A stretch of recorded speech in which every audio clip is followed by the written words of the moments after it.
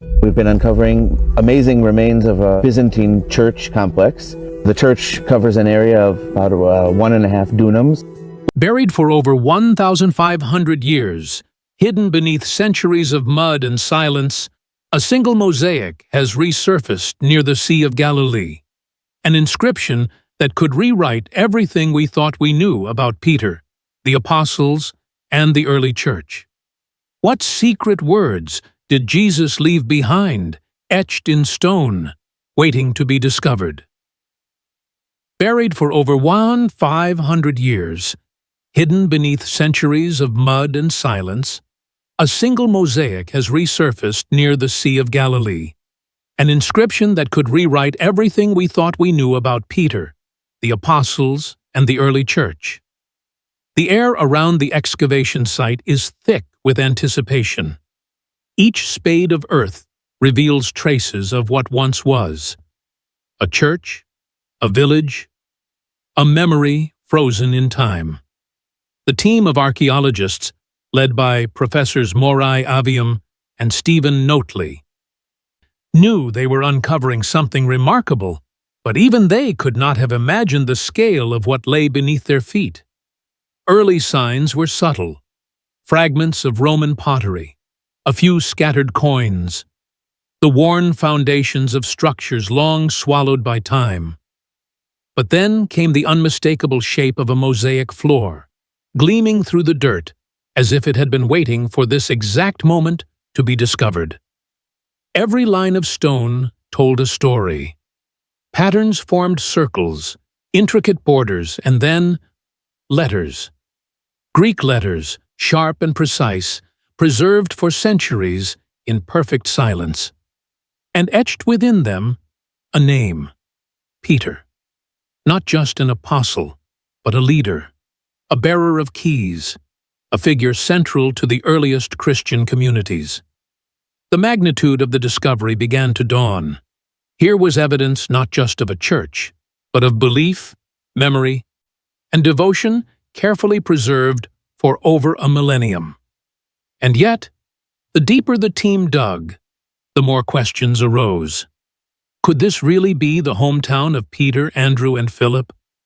Could a single mosaic truly carry a message that echoes across centuries, connecting scripture, tradition, and archaeology in a way no one expected? As the first full lines of the inscription came into view, the team realized something astonishing. What they were seeing could challenge centuries of assumptions about the early church. And yet, there was one detail that made their hearts race. One detail no one had anticipated. Bethsaida, a name that echoes through the Gospels, yet a place lost to time. For centuries, scholars and pilgrims alike have wondered, where exactly was the hometown of Peter, Andrew, and Philip? John 1:44 gives a glimpse. Now Philip was from Bethsaida, the city of Andrew and Peter. But the exact location remained shrouded in mystery, a ghost town hidden in the mists of history. Over the years, many candidates were proposed. In the 19th century, researchers suggested Et Tel, a mound 2 kilometers inland. But the evidence was unconvincing. No first-century Roman remains to link it to the time of Jesus, and its distance from the Sea of Galilee made it a puzzling choice for a fishing village. The question lingered, could the real Bethsaida be hiding somewhere closer to the water, in a location yet untouched by modern archaeology? The mystery deepened with historical accounts from pilgrims like Willibald, a Bavarian bishop who visited the region in 725 AD. He wrote of a church dedicated to Peter and Andrew, a place by the water with guest rooms and sacred spaces. For centuries, his writings were dismissed as devotional fiction. But what if they held a kernel of truth, preserved across generations, waiting to be confirmed? And now, at El Arj, evidence began to align. Roman-era coins, shards of pottery, and the outlines of ancient structures hinted at sustained first-century occupation. The land seemed to whisper that it had not forgotten the footsteps of fishermen, disciples, and perhaps even Jesus himself. Yet the real revelation, the thing that would send shockwaves through both archaeology and theology, was still buried beneath the soil.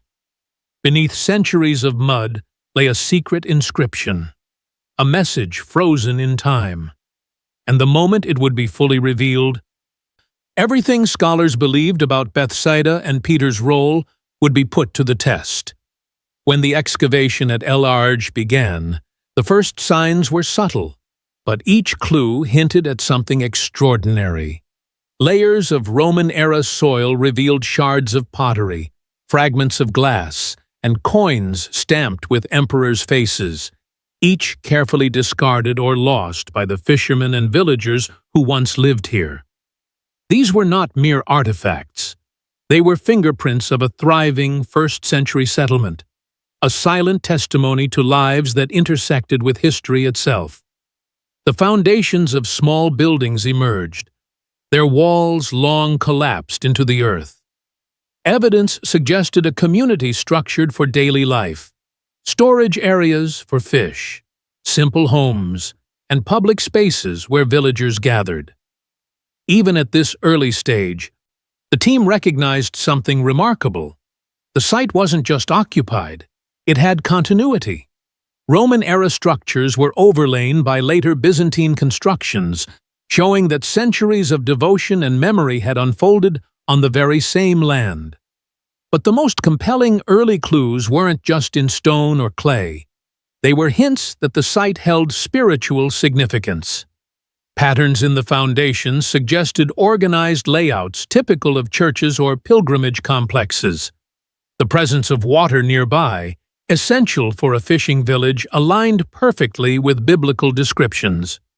And then came the first signs of artistry: tessellated stonework, fragments of geometric mosaics, evidence that someone had begun crafting a space meant for worship, commemoration, and perhaps something more. Even so, the team was cautious.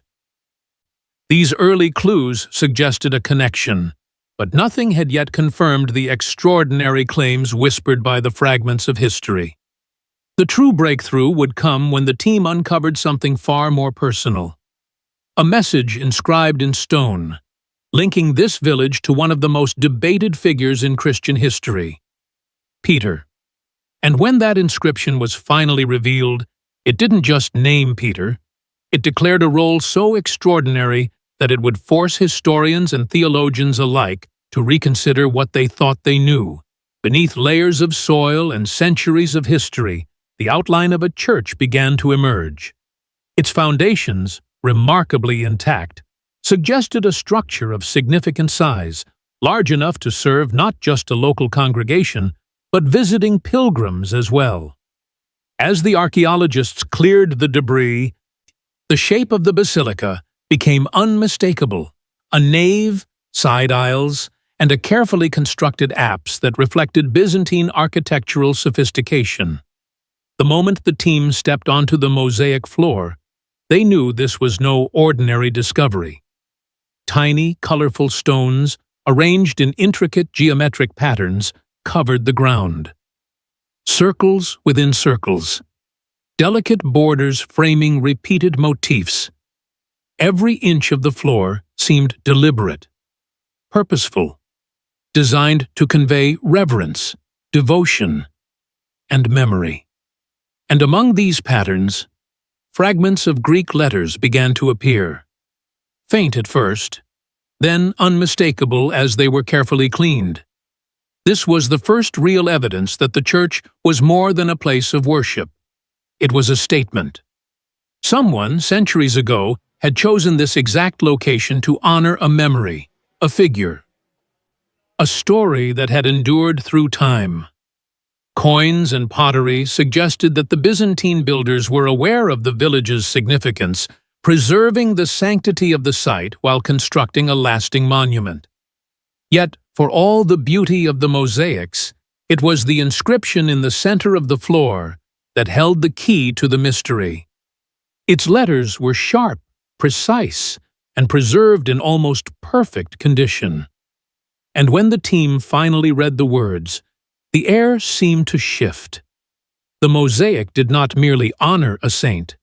It named him not as a follower among many, but as a leader with authority beyond his peers. The question now hung in the air. Why had this message been crafted here, in Galilee, centuries before the great theological debates of Rome? And what exactly did it say about Peter's role, his authority, and the early church? At the center of the Byzantine mosaic, the letters came into full view, Greek words, laid with precision, framed in an elegant circular pattern. The inscription was dedicated to a man named Constantine, likely a local patron, but what immediately drew attention was the way Peter was referenced. Not simply as an apostle, not as one among many, but as chief of the apostles and holder of the keys of the heavenly spheres. These weren't casual honorifics. Every word carried centuries of theological weight. The phrase echoed Matthew 16:19, where Jesus tells Peter, "I will give you the keys of the kingdom of heaven." But here it was, carved into stone, centuries before the rise of papal authority, far from Rome, in the very land where Peter had fished, lived, and followed Christ. The preservation was extraordinary. Despite floods, mud, and the passage of 1,500 years, the mosaic retained its clarity. Letters sharp, patterns intact, the message unmarred by time. Scholars were astonished, not only for the inscription itself, but because it provided tangible evidence that early Christians in Galilee recognized Peter's primacy long before debates over succession reached the councils of Europe. Yet questions immediately surfaced. Why was this inscription commissioned? Was it common for local Byzantine communities to elevate Peter in this way? Or was this church exceptional? And what did it mean for our understanding of early Christian belief? If Peter was acknowledged as the leader of the apostles here, in Galilee, what does that say about the continuity of tradition and authority? And then, as the team examined the mosaic more closely, they noticed a subtle detail hidden in the border, a symbol that could shift everything scholars thought they knew about this church, its patrons, and the very story of Peter himself. The mosaic inscription was more than a local tribute. It was a bridge across centuries. Suddenly, Willibald's 8th century account of Bethsaida gained new weight. The Bavarian bishop described a church dedicated to Peter and Andrew, situated by the water, with guest rooms and sacred spaces for pilgrims. For centuries, scholars dismissed his writing as devotional storytelling, a romanticized account of pious travels. Now, with the Byzantine church at El Arj uncovered, his words suddenly seemed prophetic. The layout of the church aligned perfectly with Willibald's descriptions. A central nave, side rooms for visitors, a bathing area for pilgrims. All features he noted in his writings appeared in the archaeological record. This continuity suggested that the community who built the church preserved more than stone and tile. They preserved memory, belief, and reverence for Peter's role in the early church. Artifacts throughout the site supported this continuity. Roman-era coins and pottery indicated that the settlement had been active during Peter's lifetime. Byzantine layers showed that centuries later, Christians returned to honor the same sacred ground. Every stone, every mosaic tessera was a testament to a living tradition passed down through generations. Yet the deeper significance went beyond architecture or material culture. This was evidence that Peter's primacy, the idea that he held a unique authority among the apostles, was not a later Roman invention. Centuries before the schism between East and West, local Galilean Christians recognized it. But even as the team pieced together history and theology, they realized something unsettling. Beneath the mosaic, in a section yet unexcavated, lay another layer of stonework. Preliminary glimpses hinted at inscriptions or symbols hidden for over a millennium, potentially holding details that could reshape understanding of the apostles' early roles. The Mosaic's inscription did more than honor Peter. It spoke to the very foundation of early Christian belief.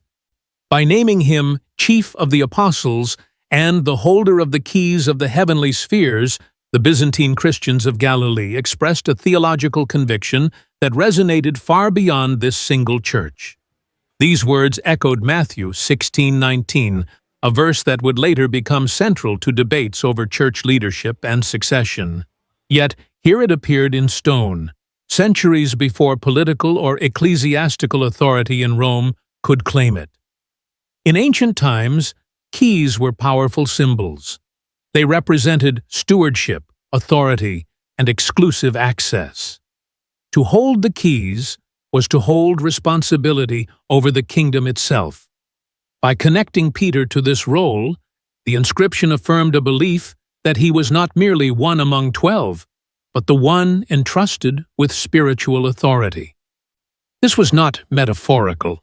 It was a deliberate statement of hierarchy and leadership within the early Christian community. The implications were profound. Critics have long argued that all apostles shared equal authority, citing passages such as Matthew at 18:18. Yet this mosaic suggests that early believers in Galilee recognized Peter's singular role. The idea that Peter was a leader, a point of continuity, and a steward of spiritual authority was deeply embedded in the collective memory of the local church, preserved across generations. And yet, the more the archaeologists studied the Mosaic, the more questions emerged. Why had this knowledge been so carefully hidden beneath centuries of earth? What had caused such reverence to survive in stone, yet fade from broader historical awareness? Then came a discovery that would deepen the mystery. A second, smaller inscription, nearly invisible at first glance, embedded within the mosaic's border. Its meaning was unclear, but scholars suspected it could reveal a secret about Peter's role that even Matthew 16:19 had only hinted at. The discovery of the church and its mosaics was extraordinary, but the team knew that extraordinary claims required extraordinary evidence. Archaeological validation became critical. Every layer of soil, every fragment of pottery, every coin was carefully catalogued and analyzed. Radiocarbon dating of organic remnants confirmed continuous settlement from the 1st century onward. Ground-penetrating radar had guided the excavation, revealing the structure's full footprint before a single stone was moved. The Byzantine construction itself provided evidence of intentionality. The size and orientation of the basilica aligned with other pilgrimage churches in Galilee, suggesting that the builders were preserving a sacred site, not creating a random structure. Mosaic craftsmanship confirmed Byzantine techniques consistent with the 5th or 6th centuries, and the letters of the inscription, still sharp after more than a millennium, matched Greek scripts used in liturgical contexts of the time. Comparative analysis reinforced the significance. Similar churches in the region often commemorated biblical figures, but none had preserved inscriptions as direct and unambiguous as this one. The name of Peter, accompanied by the titles Chief of the Apostles and Holder of the Keys, was unique. The alignment of archaeology, historical records, and theological language created a convergence that was difficult to dismiss. Yet the more the team investigated, the more tantalizing gaps appeared. Fragments of stone hinted at additional inscriptions, partially hidden under later layers. Could there be more messages concealed beneath the church floor? Symbols and letters that might reveal forgotten details about Peter, Andrew, or even the broader early Christian community. And then came the moment that froze the archaeologists in place. Beneath a partially collapsed section of mosaic, a faint outline suggested the existence of an even older inscription, possibly dating to the 1st century. hidden for nearly 2 millennia. Even with the Byzantine church uncovered and the Mosaic inscription revealed, the story of El Arj was far from complete. Beneath the meticulously restored floor, unexplored sections of stone hinted at secrets yet to be uncovered. Archaeologists found fragments of additional mosaics and inscriptions worn by time, suggesting that the story of Peter and the early church may have been even richer than what was currently visible. Artifacts scattered around the site raised further questions. Coins from different centuries, tools, and pottery pointed to continuous occupation, yet their arrangement suggested ritual significance beyond everyday life. Could these objects indicate pilgrimage practices or early liturgical ceremonies tied specifically to Peter's memory? Some patterns seemed deliberate, almost as if the builders encoded a message within the very layout of the church. Even the hidden symbols in the mosaic borders provoked debate. Were they mere decorative flourishes, or did they point to theological or historical truths that have been lost to time? Scholars noted the precision of the craftsmanship, every line intentional, every shape carrying meaning. The possibility emerged that beneath the Byzantine layer lay even earlier inscriptions, perhaps dating closer to Peter's lifetime. And then there was the most confounding mystery of all. Why had such a significant message, written in Greek and affirming Peter's authority, remained buried for centuries? Could it have been deliberately hidden, or simply forgotten over the shifting tides of empires, conquests, and religious change? As the team prepared for the next excavation season, they realized that the church at El Arj was not just a site of historical discovery. It was a puzzle, and one of its pieces, still buried, promised to reveal truths that might challenge everything scholars thought they knew about Peter, the apostles, and the very beginnings of the church. The discovery at El Arj had already rewritten parts of history. A Byzantine church, a pristine mosaic floor, and an inscription naming Peter as chief of the apostles and holder of the keys of the heavenly spheres had emerged from centuries of silence. Evidence aligned across archaeology, scripture, and early Christian memory, proving that this small Galilean village held far more significance than previously imagined. But even as scholars and archaeologists celebrated the find, the site continued to whisper secrets. Beneath the Byzantine mosaics, the partially unearthed layers hinted at inscriptions older than the church itself, perhaps dating closer to Peter's lifetime. The possibility sent shivers through the team. Could these hidden stones hold direct evidence of first-century Christian belief? Could they reveal how early followers of Jesus viewed Peter's authority before the church hierarchy was formally established? Every artifact, every fragment, and every line of Greek raised new questions. Why had these messages been preserved so carefully? Who commissioned them? And why were some parts hidden beneath layers of earth? And most importantly, what truths about the early apostles and their roles were waiting to be uncovered in the sections still buried beneath centuries of soil? The team paused, trowels in hand, staring at the mosaic's hidden corner. Time itself seemed to hold its breath. This was not just an archaeological site. It was a doorway to the past, to secrets that had been silent for nearly 1,500 years. And as the camera pans across the mosaic, the faint outline of an even older inscription can just barely be seen beneath the surface. Its words are still unreadable, but one thing is certain. What lies beneath could challenge everything we think we know about Peter, the apostles, and the foundations of the church itself. The mystery is far from over,